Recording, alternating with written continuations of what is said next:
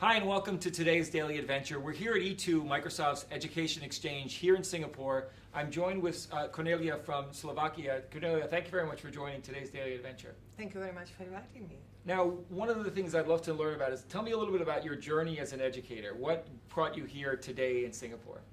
Okay, I'm really very passionate about technologies. I'm very passionate about working with students. But I was not a teacher. I came from business to the school and was maybe a bit afraid.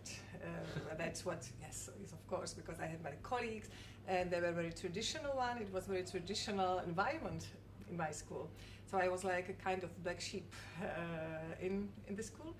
And I wanted to break, I had to break some rules, of course, to be able to... and that's needed in some respects. Yes. But I think it's interesting because we're increasingly trying to see how educators can prepare students for the future, but you have experience from the business side that you can really shift mindsets in the school. Tell me a little bit about how that journey has happened. Yes, that's it, because I really, I think that my mission is to develop somehow entrepreneurial learning with my students. And that's also what I teach. I'm a teacher trainer of teachers and also try to train them how to do some entrepreneurial activities, how to really implement this in schools, because it's like preparing for the future. And how's the reaction from educators that you approach with this concept? You know, entrepreneurship is not understood well. It's about now in European Commission, we have a so-called entrepreneurship competence framework, which has like 15 important competencies. And they are covered by 3 areas. It's about entrepreneurship, it's about turning ideas into action with, of course, use of the resources that we have. So this is important, like taking initiative. It's not about setting up business. Sure. So this is about initiative, of course, all these important competencies that we need. And you often find that if you get students the entrepreneurial mindset, they will get more passionate about what they can do with tools and resources to make a difference in their future. Yes, and if you combine it, of course, technology is such a big thing for us to help us really to implement all these activities and action that we have in our classroom. So this is great. Of course, Microsoft Technologies for me, number one that we use with my school students.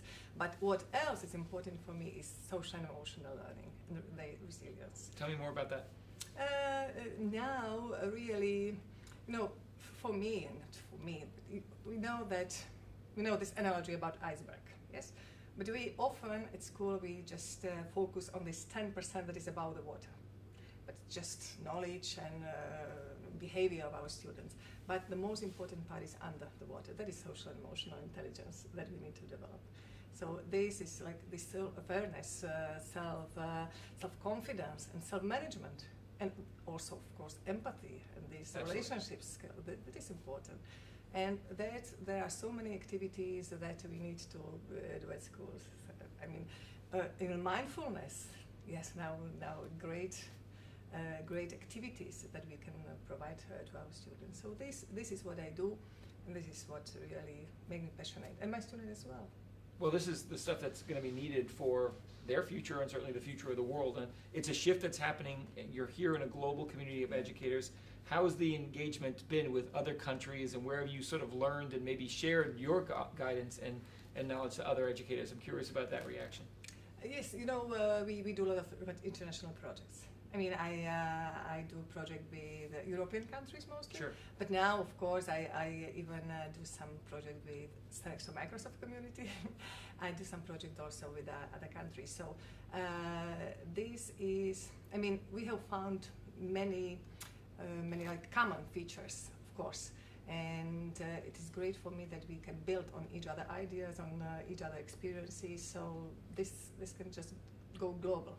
And the most important for me is like something like value creating. This value-based learning maybe. Sure. That is of course that is a part of entrepreneurial learning and all these things. So we cooperate, we invite experts to the classroom, of course, not only from the outside, from Slovakia, but by Skype calls, for example. I have mentors, I have coaches from Indonesia or from Asia or America. even that coach my students, for example, which is great. Do you have maybe the best lesson that you learned in the world of business that you've applied to your role as an educator or in helping other educators bring these skills into the classroom? You know, for me, it's just never give up. That's it. Just be persistent, never give up. And if you want, there is always the way. Well, thanks for sharing that. Thanks. It's been coming up consistently with other educators. We hear that resilience, that push, that's natural for educators. And thanks very much for sharing your passion and the work that you're doing in Slovakia. Thank you very much again for inviting me.